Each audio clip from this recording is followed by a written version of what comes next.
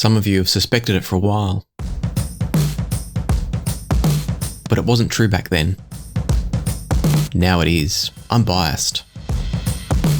But perhaps not how you think. Down here in Australia, we're blessed with many things. Deadly snakes, deadly spiders, great beaches that have deadly fish and deadly octopi. It's actually not so bad. Most of us do survive through to adulthood. What we're not always blessed with though is easy and affordable access to great audio gear. So I've taken it upon myself to help with that, but only a little bit. I was impressed by the flow cables from Apos Audio and then super impressed by the Ray tubes that Apos released more recently.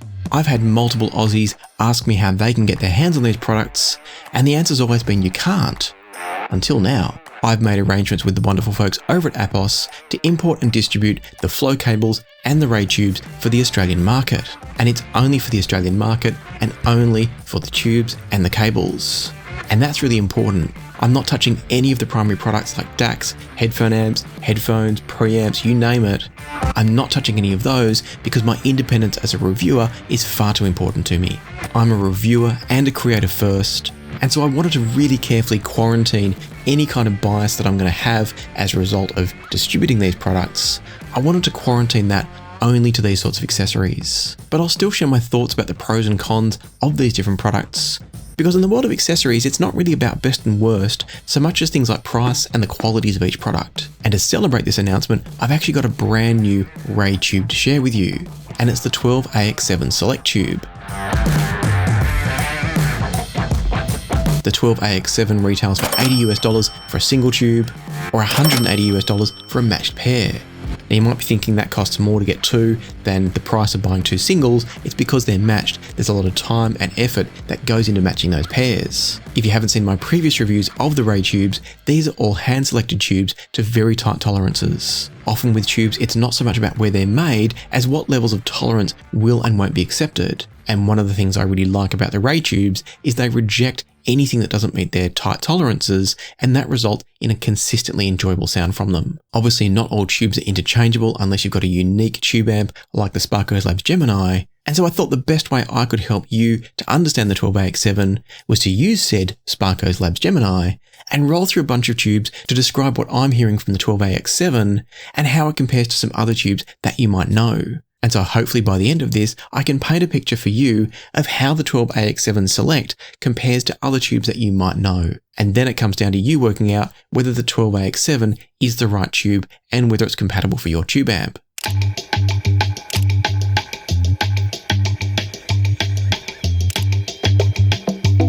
Straight away you can hear from the 12AX7 that it does produce extra harmonics.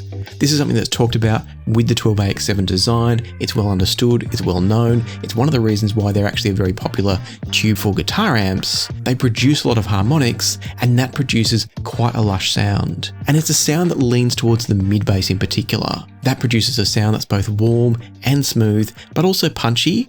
It's not a soft or laid-back tube, but it is a little bit smooth. Compared to something like the Ray 12AU7 Select tube, which is essentially the same level of quality but in the 12AU7 variant, comparing those two, it's a very different sound. The 12AU7 Select is drier, a bit more detailed, a bit more forward with the upper mid-range, and that also produces a more intimate sound. The vocals, instrumentals are all closer to you. With the 12AX7 Select, it pushes things back. It gives you more space in the soundstage, and that's in large part due to all those harmonics. What that meant for me was that, depending on the setup, the 12AU7 Select can actually produce a bit more listening fatigue. The 12AX7 is a much easier listen on almost anything. Sounds like snares are a bit snappier from the 12AU7 Select, but at the other end of the scale, sounds like bass guitars are a bit more rounded and a bit weightier from the 12AX7 Select. With a headphone like the Focal Utopias, the 12AX7 delivers a bit more punch down low with them. Switching over then to a Russian 6N1P tube.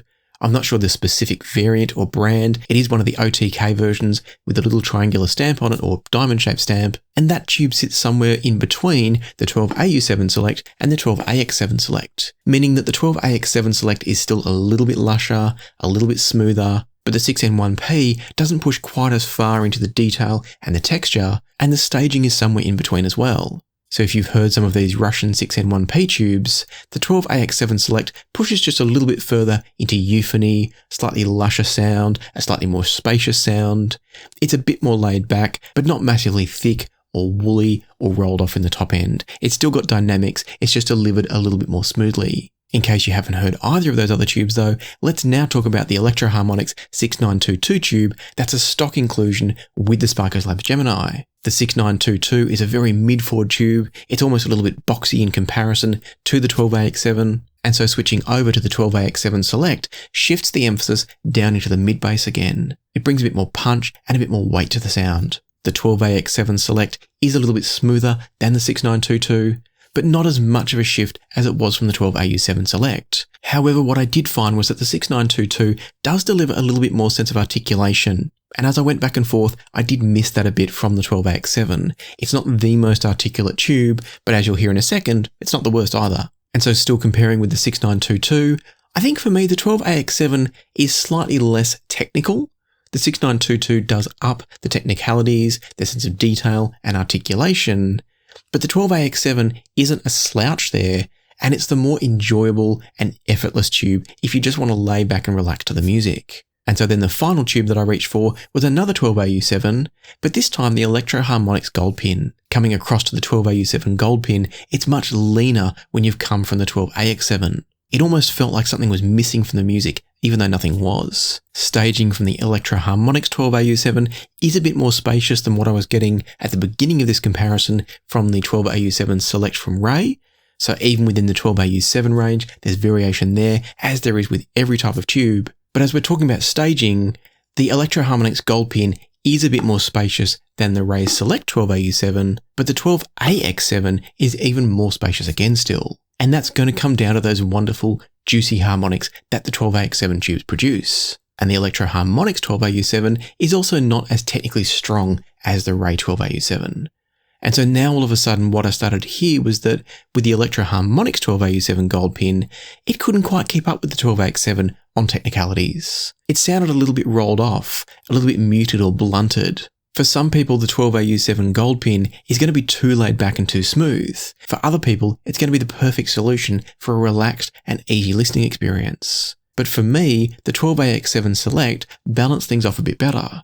It had a bit more energy, a bit more articulation, but is still a very enjoyable and relaxed tube to listen to. It's got a nice step up in dynamics from the Electro-Harmonix without getting fatiguing like say the 12AU7 Select can. And so the summary would be that the 12AX7 Select is a wonderful tube for those of you that are looking for a rich and tubey sound. It's got all those harmonics that many people want from tubes. It's definitely not the last word in technicalities and resolution and detail, but it's got enough definition and dynamics to keep the music lively, engaging and exciting without drifting into fatigue and overdoing things. So if you're in the USA or Canada and you like the sound of what I've just described from the 12AX7, and of course if you've got an amplifier that can use 12AX7 tubes, then you can click the link in the description down below to jump through to Appos and pick up either 1 or 2, 4, whatever you need of the 12AX7 Select tubes. And if you're in Australia, you can now jump through to passionforsound.net and pre-order a set of the 12AX7s for yourself. I've already got stock of the 12AU7 Select, the 6SN7 Select and the 6SN7 Reserve, but I'm still building up inventory of some of the other products, such as the 12AU7 Core range, which is a step down from the Select range. So anything that's not on the site already is coming soon, and you can always let me know through the site if there's a particular product range that you're looking for, such as the 12AU7 Core, and I'll make sure to get that into the next order.